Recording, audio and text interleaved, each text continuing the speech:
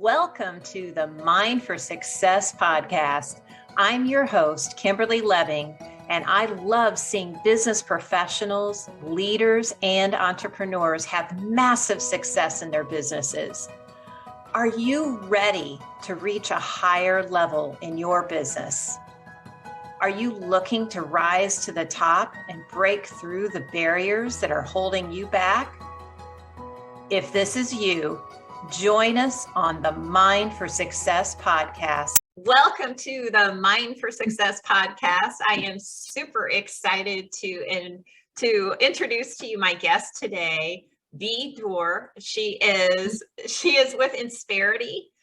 She is a business performance advisor. I met her just a little while back. We immediately connected. She's an amazing human being. She values her family. I'm sure she's going to tell you about her beautiful daughter.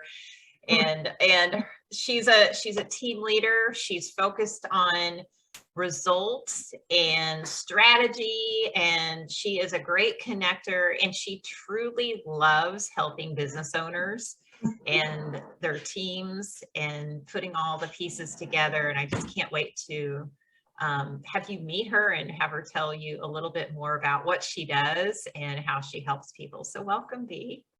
Thank you for having me. Awesome. Happy to be here. Happy to be here. I love it.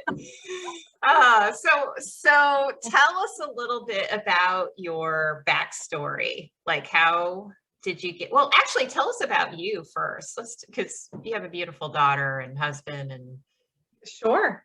So I am a girl who did not want to come back to St. Louis. I left in 98 I'm from Oakville, and I went off to play volleyball at Illinois State University. I was a Lady Redbird, and I was kind of thinking, you know what, the Midwest is great, like to be around, but wanted to go up to Chicago. I became a photojournalist, and passion is people and their stories, and I got to cover some amazing events.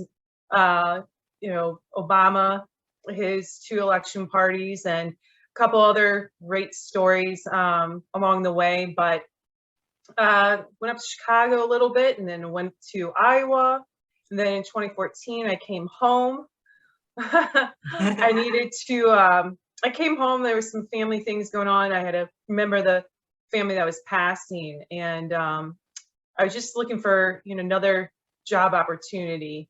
I was in Iowa, and I thought, okay, I'm doing this. I'm an operations or manager for a photo studio, and I thought there's got to be something else, just something more. So God had a plan and sent me to St. Louis, and that's when I kind of fell into marketing and sales. And I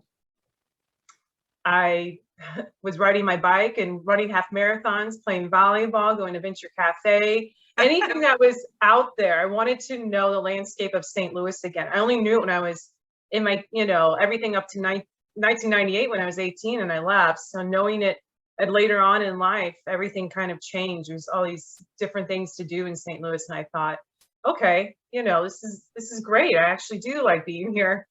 I met my husband. He lived right behind me in the St. Louis Hills area.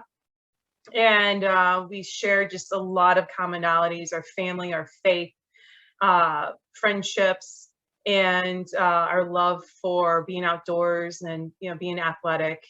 So we, in 2018, got married in our backyard at our house here in Afton, and we welcomed a beautiful baby girl about 15 months ago. So we were lucky to have her. And through 2014 and now, I probably not switched careers, but I grew in my career. And I say grow because I started out as an account rep for the Call newspapers selling line ads.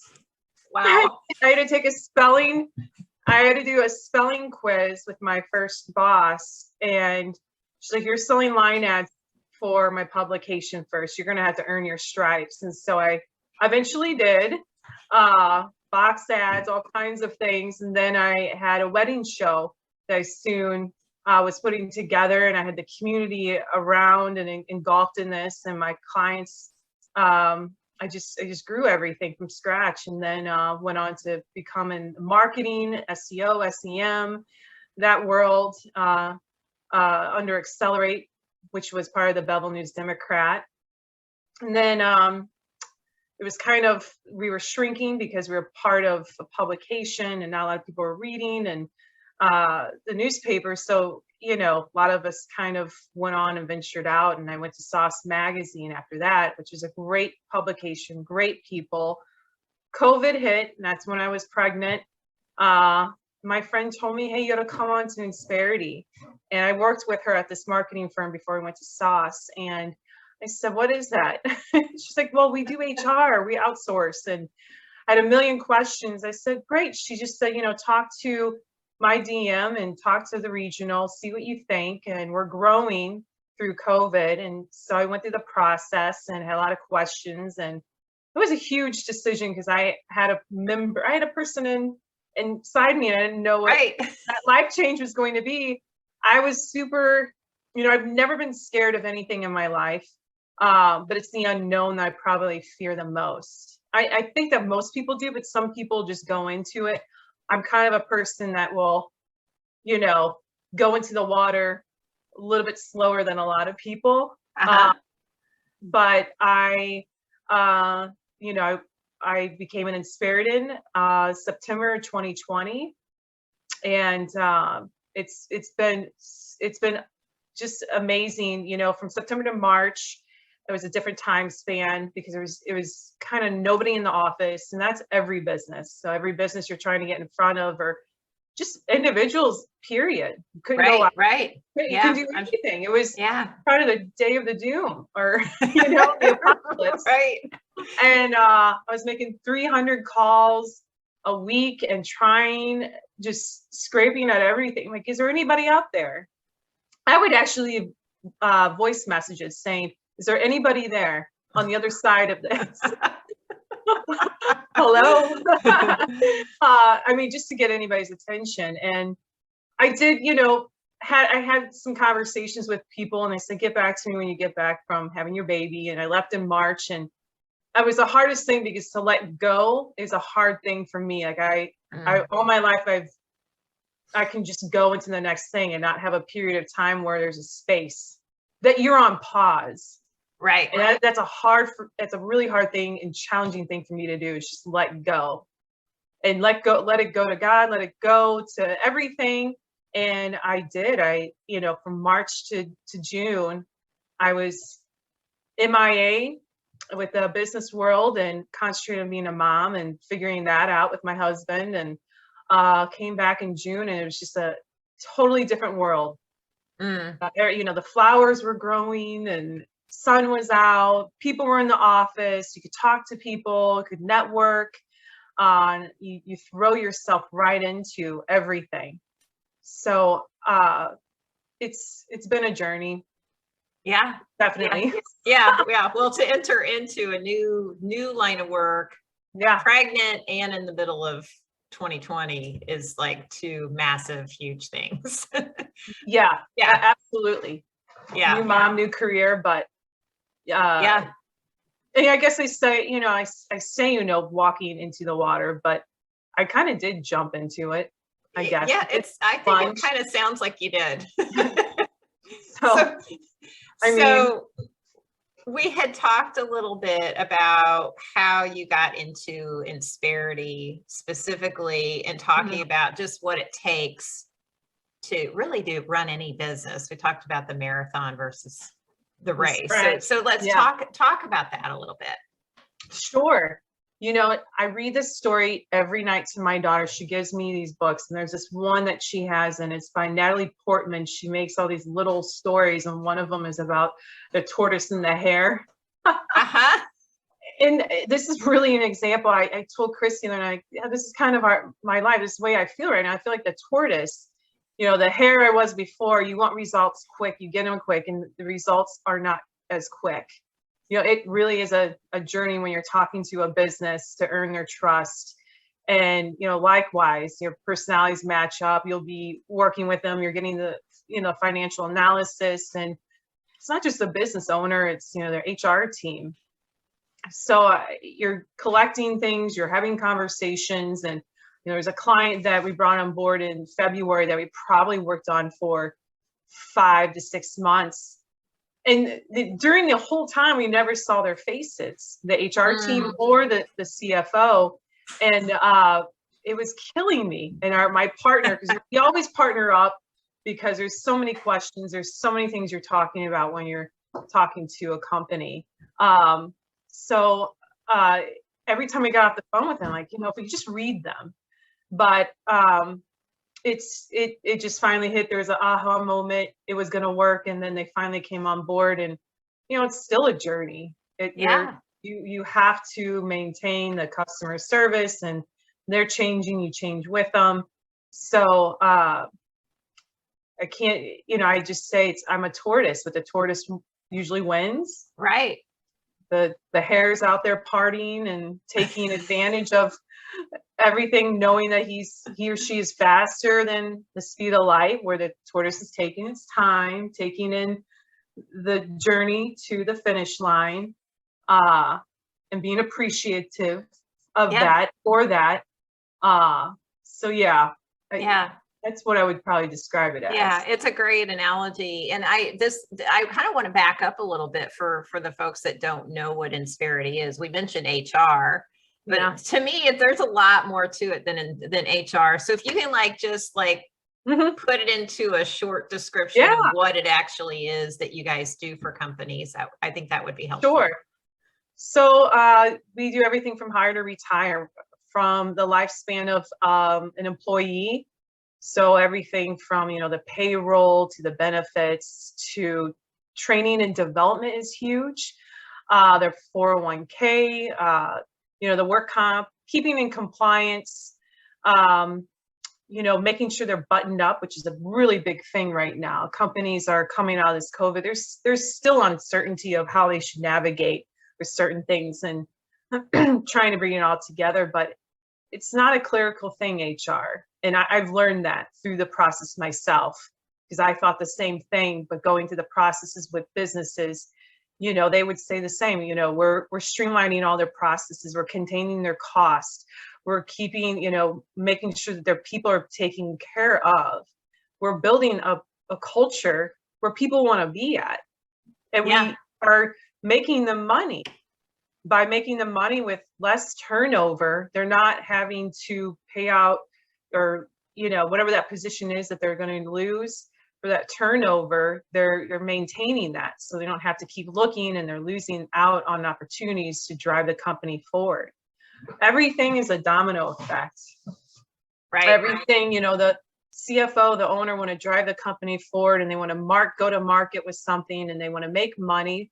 But the HR team is sitting there saying, okay, but we can only do X, Y, and Z. It's like the Toby of the office. Everybody looks at Toby. Really, Toby? We have to keep this. They're sitting there saying, well, we could do that, but we have to do this. We have these costs that we have to endure to do that. So, they're kind of quarterbacking the team, essentially. And then, the coach who's the owner.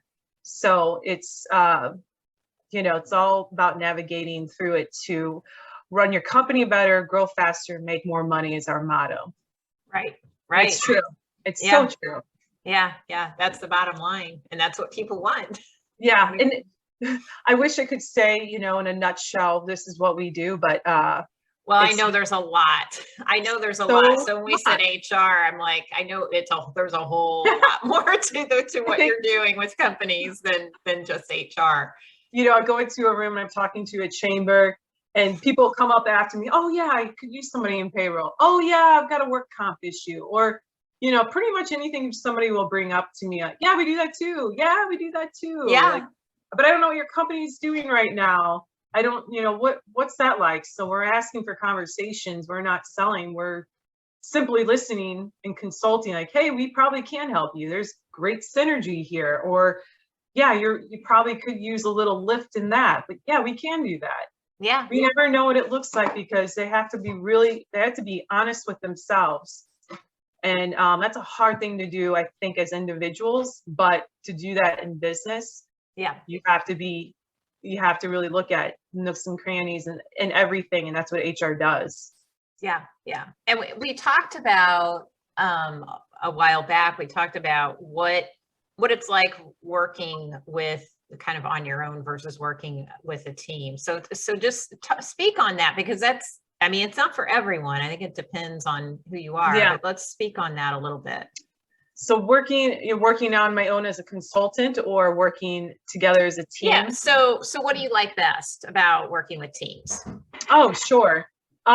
So I love, I get to partner up, and there's been a long-standing team for a long time. Okay. And then there's another team that came along. We're all one, we're all unison, but they've been here longer, and we partner with them a little bit more, but now some of us have been able to do our own, but more than likely we partner. It's really nice because you get to hear how individuals talk and how people are conversation, getting things out on the table, so to speak. And maybe I don't know something, and when I'm talking to a person, and you're trying to get that information out, and if I can't do it, my partner is going to do it. And how we're able to do that, it really does take a team to work with a company, because I mean, that company wants to be successful, and they're digging in deep too to what they need, and maybe they don't even know.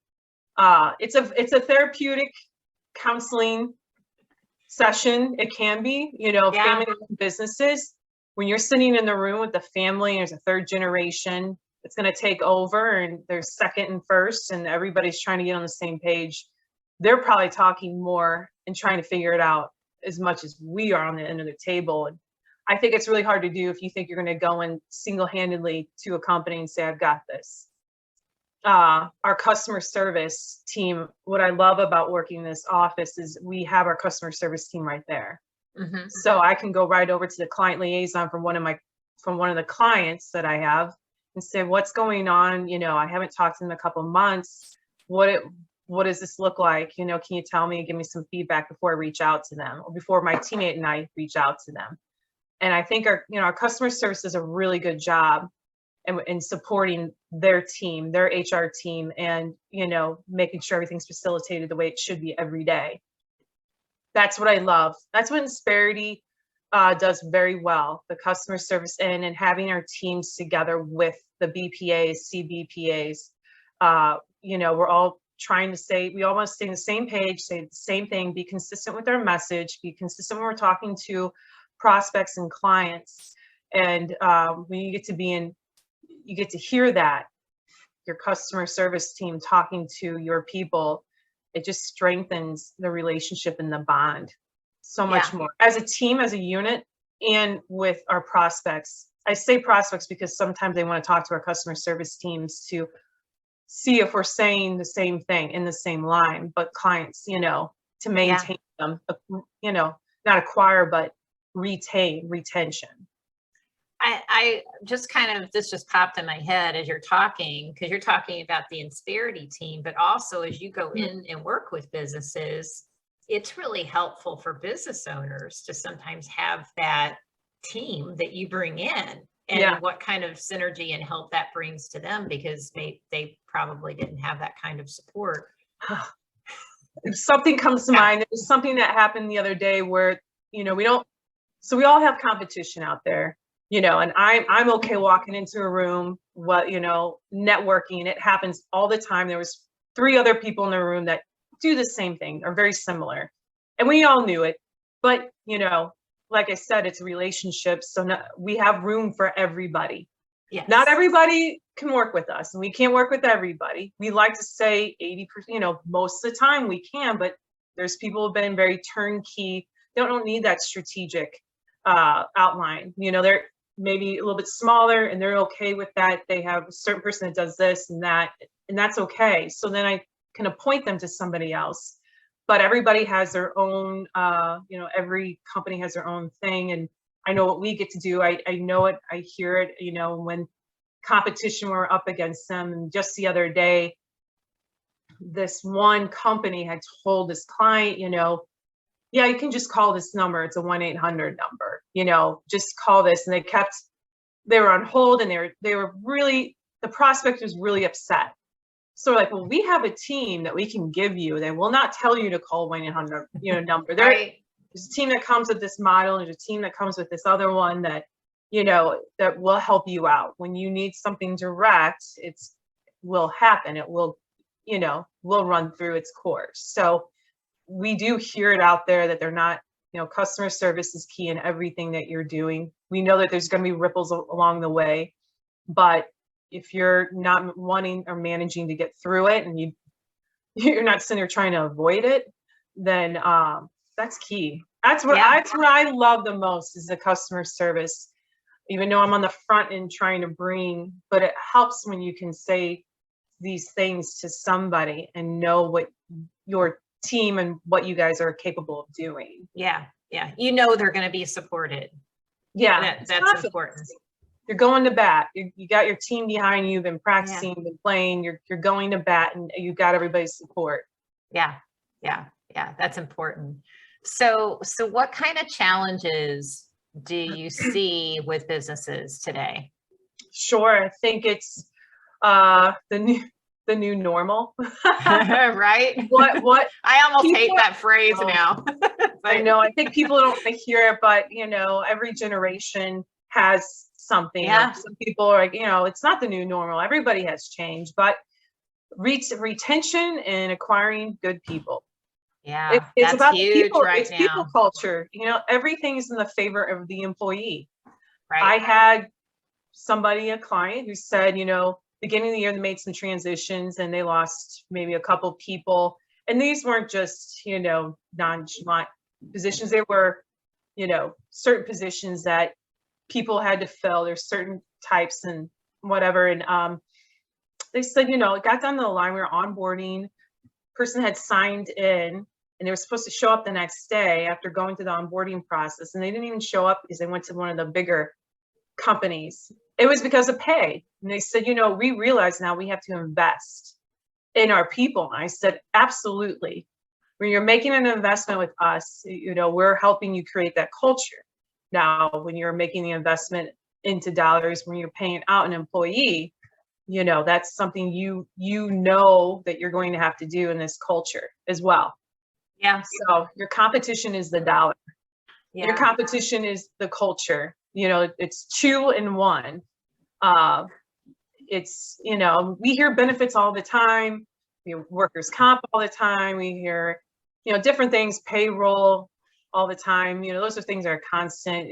But this is definitely finding good people.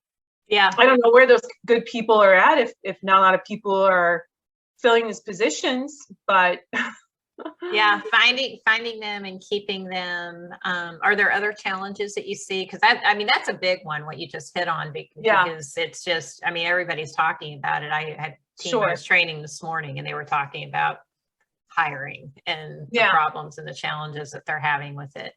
So what else do you see?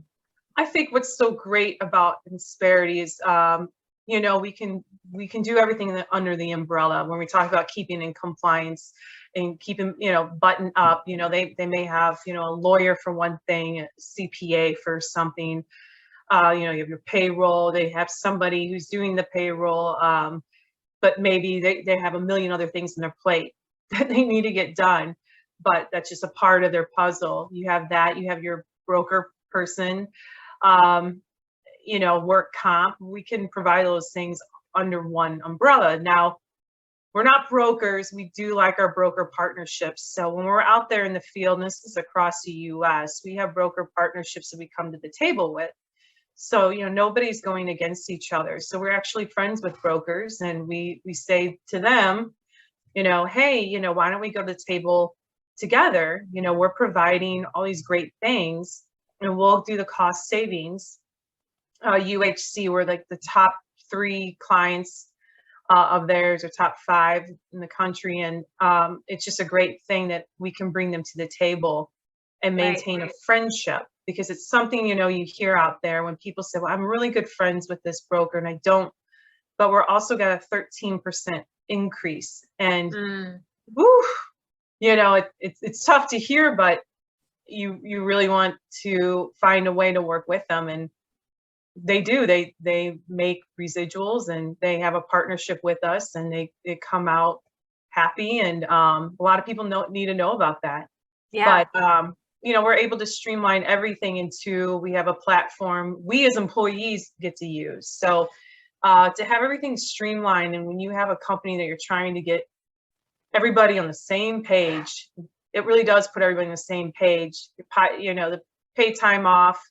A lot of people are doing paperwork still out there. They're doing time cards, and they're doing all these different things that are holding them back from all the other entities that all these other little nuances that they have to do, and keeping in compliance. I have, a client that has people in several, or a prospect that has people in several states. So, the taxes, those kind of things, we take care of that. We make sure that they're compliant in that case.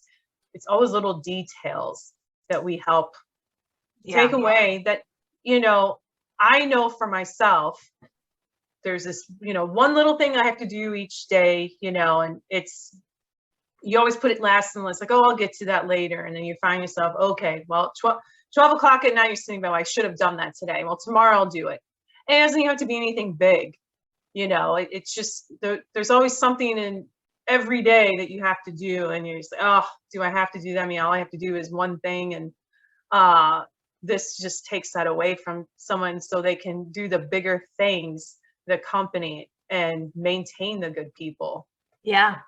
So yeah, that's a huge point. And it really, for any business, big or small, whether they're too small for you, if you outsource those things that you're not good at, because I think when you said that list, I'm like, oh, there's things, I think everybody has something like that. Those things that you keep putting off and looking at, what are those things that you can outsource, or, a company like yours that can come in and just magically put it all together.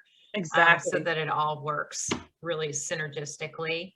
Yeah. And not have to, and then be able to focus on your business, because that's why you got in business. Absolutely. And I think, a lot of HR teams look at us as a rival, but we're really not. Everybody I work with has an HR person. Right. One has two people handling their HR. And they've told me, like, hey, you've actually helped me make my day a little bit easier, so I can move on and do things I need to do. So when people are telling you that, it says it's definitely worth it. Yeah, absolutely. And what I love about you is you're so passionate about helping business owners and connecting. You really are a great connector. And one thing that I've noticed about Bea that I really love, which drew me to ask her on this show, is that she asks great questions. I mean, you're really good at asking questions and really digging in.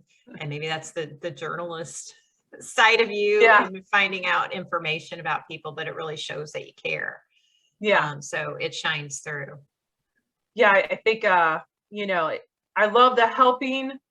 I think I told somebody today, I said, I'm in the business to growing businesses. One, growing businesses and helping them run more efficiently so they can make more money. Two is connecting businesses and people in the business world, or anybody in this area, to another person. And that way, that connection is maybe one away, or maybe that's the right connection to do business with. And then three, being philanthropic and giving back to communities. So our motto, we have several, but helping businesses succeed so communities can prosper.